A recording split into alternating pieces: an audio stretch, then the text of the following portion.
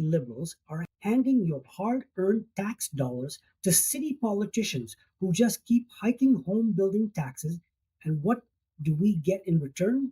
Higher prices, fewer homes, and a housing market that's completely out of reach for young professionals. After 9 long years of this government, young Canadians still can't afford a place to call home.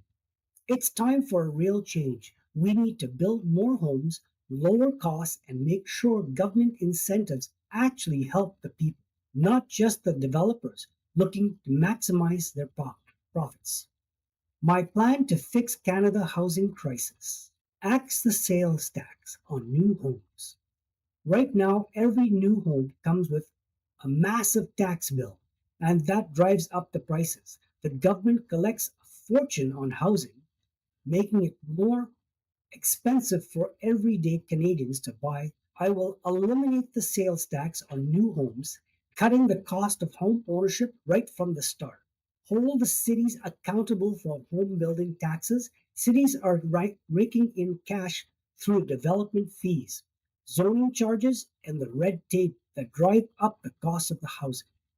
If a city wants federal funding for housing, they must cut these home building and get out of the way of a new development. No more bank checks for city politicians who make it harder to build.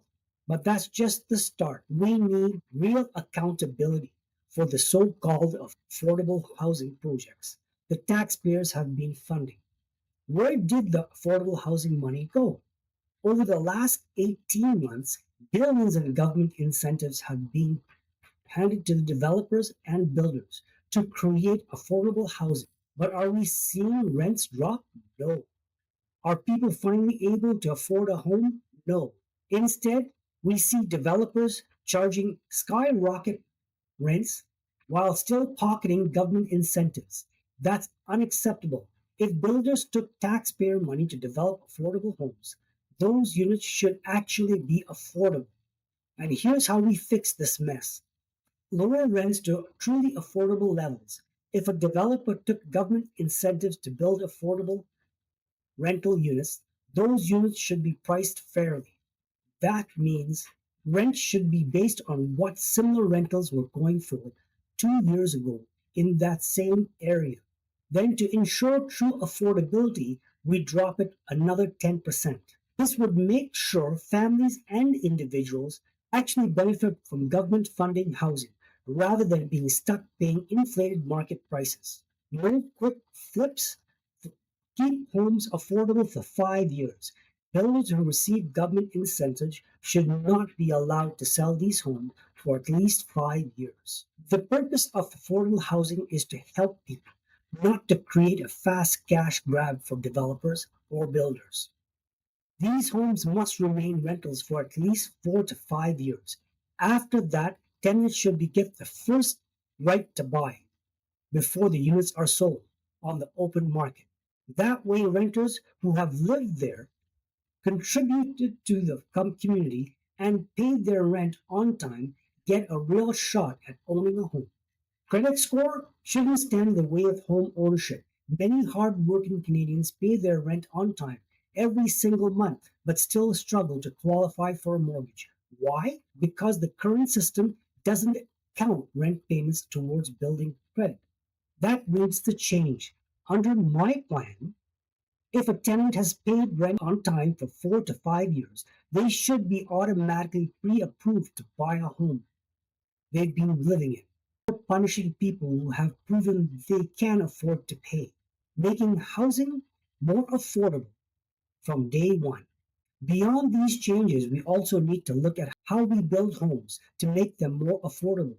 Right now, new developments are bogged down in cost before a single home is even built. For example, cities demand concrete driveways, which are expensive and drive up costs. But why not start with asphalt driveways? It's cheaper, easier to put on, and gets people into homes a lot faster. Land use rules force developers to include expensive landscaping and aesthetic features before homes are even sold. Why not build first and then the homeowners can decide? Faster approvals, fewer delays, and reduced red tape can save thousands of dollars off the price of a new home. The bottom line, the housing crisis isn't just happening, it's being created by the government that refuses to take real action. Young Canadians shouldn't have to wait decades just to afford a home. Families shouldn't have to struggle to find a rental they can afford. The taxpayers' dollars should actually be used to create affordable housing, not just bigger profits for the developers, builders, and the politicians in that area. If we don't act now, housing prices will keep rising. Young people will remain locked out of the market, and renters will continue to struggle under crushing cost. So enough is enough. Finally make the housing affordable again. Leave a comment, like, or subscribe so we can keep the conversation going.